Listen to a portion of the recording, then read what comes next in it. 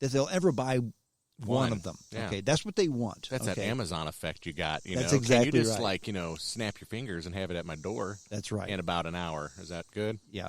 Well, guess what? These aren't sewing needles. Okay, No. these aren't commodity items. Yeah. And that's what some purchasing people want. So you have to compromise. Okay, I can't do that for you, but I can have 10 if you guarantee to buy them within 3 months. Okay, that's a good compromise. Yeah. So you go from there. I had a guy, this is a perfect example of why you talk to people and see people. We have a relationship with a Italian machine manufacturer, okay? And they are building, among other things, mask machines. And they had a mask machine that was installed in, where the heck was it? Back east someplace. And, no, I'm sorry, out west. It's in Colorado. And or Arizona, and it broke. And they're there, the mechanic's trying to set this thing up to do a runoff, and he has no way to run the machine because a part broke. So what do? Well, call Italy. And, well, of course, this is August, so the Italians are on holiday. So not only can they not get a part, they can't get anybody to answer the phone because they're all at the beach, okay? They'll be at the beach till September. Exactly. And so what do? Well, they remembered me. So they called me. They said, here, I'm sending you a drawing. Can you give me something like this? And just by the grace of God, we had 2 that were so close that I knew they'd work for the application because I know these guys. We've helped them before. And he needed at least 1, preferably 3 of this product. I had 2 in stock and sent them to him the next day. Awesome. Now, this guy knew me, and so he called me.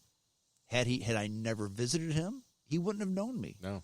But that's what you got to do. You got to get the word out there so folks know you. Oh, yeah, because we get that. We get word of mouth by, how did you hear from us? And it's a customer that we go see all the time, and they talk to him, and we did one,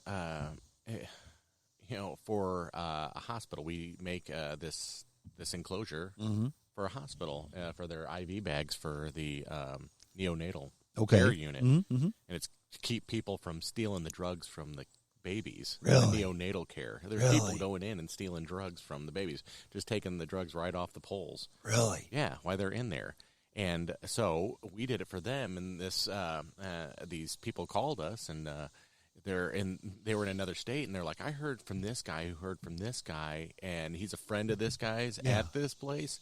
They say you kind of make something like this. Can you do that for us? And we're like, yeah, of course we can. Just send us how many you need, and we'll get started on that. But it's that those people that you met with, and they keep on talking about, you see this product? Where'd you get that? We need that. We're having problems too. So it's that same thing. Yeah, and it's how many times have you heard, because you folks are in manufacturing too, we don't make anything in this country anymore. All the time. Yeah, and we make a lot of stuff in this country. Oh, yeah. Well, that's what people come in. They're like, well, you're a manufacturer? Well, when did you start? Last year? No, we've been here for a long time. Yeah. They're like, that's amazing. Awesome. I didn't know we made anything in the U.S. anymore. Yeah, we make a lot of Yes, stuff we in do. the U.S. Yeah. And now, what most people think, well, everything I buy is made in China. Well, yeah, the commodity stuff that nobody cares about. Oh, yeah. Well, that's like, the baseball player Ichiro. He's from Japan. Yes. And I don't know if you said, there are people like, hey, how do you like America? In Japan, he's like, oh, it's great. The food's great. Everything's great. Just, but everything breaks.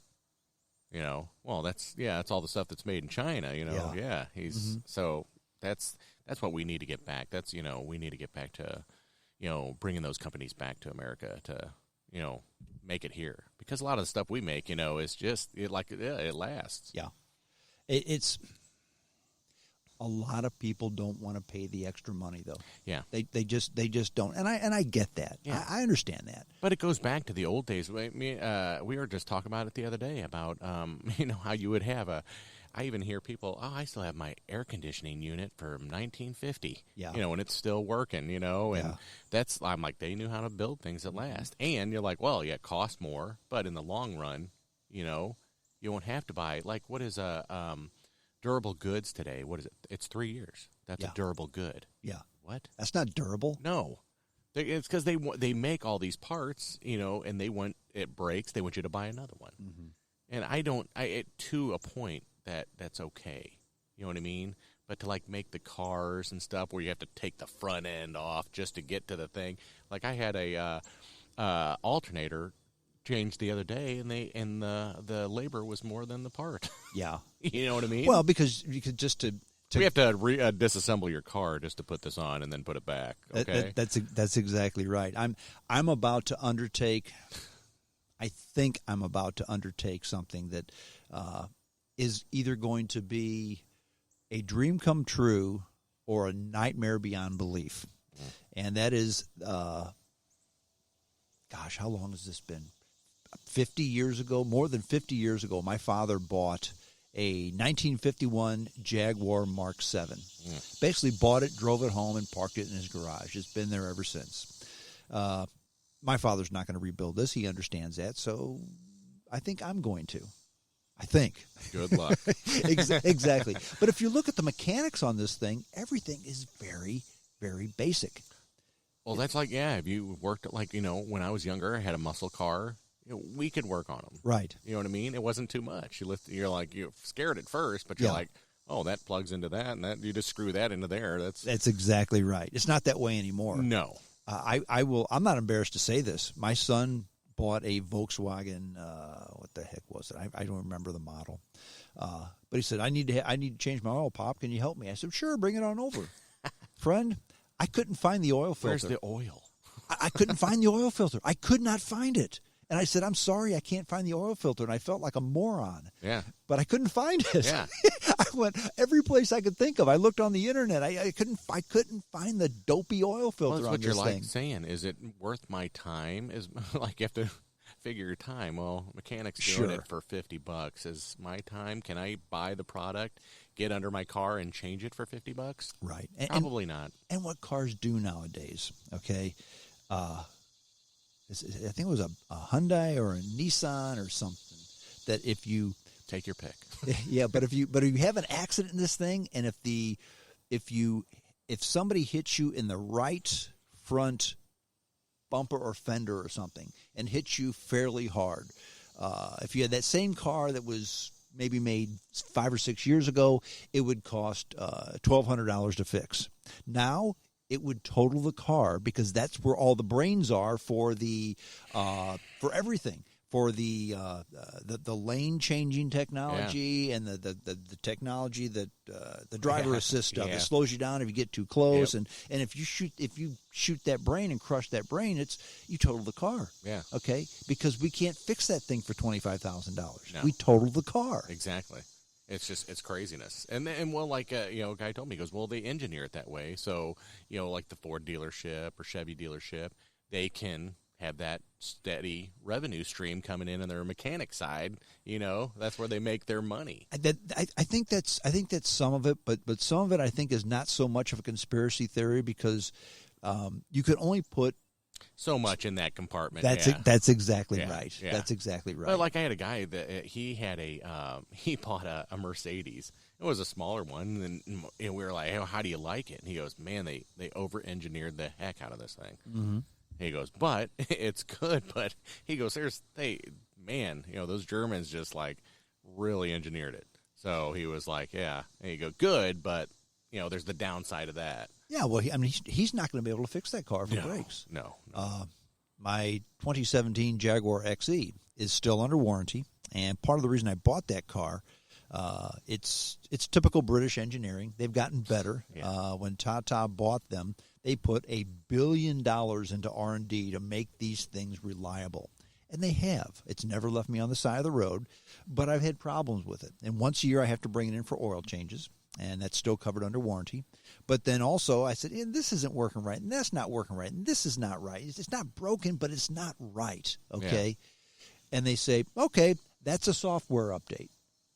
They've never replaced a part, but it's always a software update. I'm thinking, come on. Well, you're driving a computer now. Yeah, yeah. And the thing is every time they do it, it works just fine. So what did you do? What part did you replace? Well, we didn't replace any parts. We just gave you a software update. Yeah, we just hooked it up and Now, downloaded it. Yeah. Here's the thing. There was a lady who was in before, and I saw on her on the manifest, it said software update, $500. I said, did you charge her $500 for a software update? They said, yeah, we did. I said, well, are you going to do that with me? Well, no, sir, of course not. Your car's under warranty. Oh, geez. I said, what happens when it's not under warranty? He smiled and says, $500. we're going to charge you $500 for a software update. Yeah. I said, but shouldn't you have had the software right all along? Yeah. And they said, well, that's not how it works. Well, that's how it should work, though, too. Right. But Like the thing is are you going to pop the hood in your garage and do your own software update? No. Of course not. You don't know how. No. And you don't It's have not a Nintendo game. Yeah, and you don't have the equipment. No. You know, they have that specialized equipment at the dealership and, you know, that they had to buy and, hey, we need to make our money back. So, But I will tell you this. That car is the coolest thing I've ever driven in my entire life. So, am I going to have to fork out a bunch of money for a software update when the warranty's up? Yeah, I probably am. But you know what? It's kind of like getting the large-breasted 25-year-old girlfriend. Is she going to cost you a lot of money? Yeah, but that's what you got. Okay? well, yeah, it's like people driving the Tesla. They say, well, you know, people are like, oh, how is it driving one? They're like, it's not like anything I've ever experienced. Like nothing. He goes, it's like driving a spaceship. Have you driven a Tesla? No, I have not yet. Oh, I did. I drove one. A buddy of mine had one. It was the nice one. It was the S, the Model S, correct? Yeah. And I was driving it, and the pickup was just unbelievable. That's what they say. It's just like otherworldly pickup. Well, we stopped the car. He said, "Stop the car," and we did. And we were on a side road, but there were no cars coming. He said, "Now punch it." That thing went from 0 to 60 so fast, my stomach turned, and I was driving. The new Tesla Roadster that they're building. Yeah.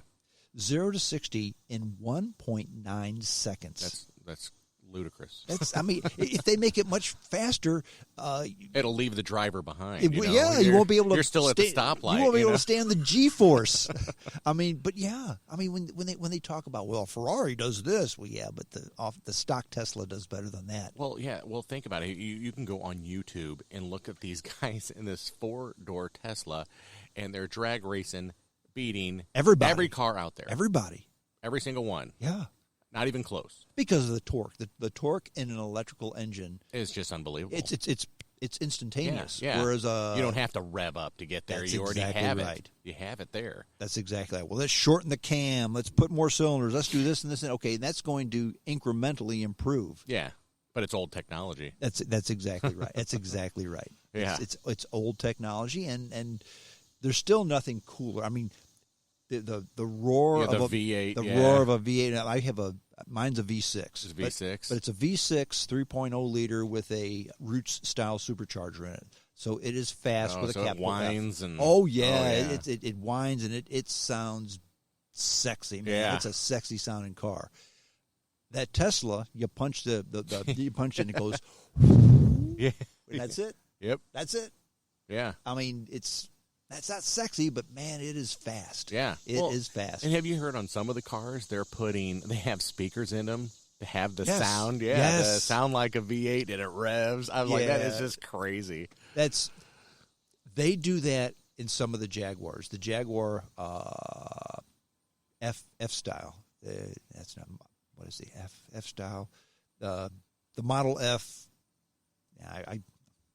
Yeah, I know there's so many models. Yeah, the fast Roadster they have right now. Okay, and there's an option so that it doesn't pipe artificial sound into it, but what they do is they take the sound from the engine and pipe it into the cabin. Oh, okay. Now that's kind of cool, but it's kind of cheating. Yeah, it's kind of cheating, but I understand it because the cabins in cars nowadays are so you don't want to hear any of the outside noise, exactly. so they're tight. Yeah. But then if you want to hear the cool sound of the engine, but you don't want to hear the knothead playing the rap music driving up next to you. You can't have it. You can't have, Can't have it both. both ways. Yeah. Well, yes, you can. Yeah. You pipe it in through the speakers. Yeah. So Yeah. I guess that's kind of cheating, but that's not the artificial sound that you're talking about. No, that's no. Like my my nephew, he has a Mustang. He has it decked out, and it's sounds meaner than heck. Yeah. You know what I mean? And you're like, gosh, that's what you remember your childhood. Yeah. And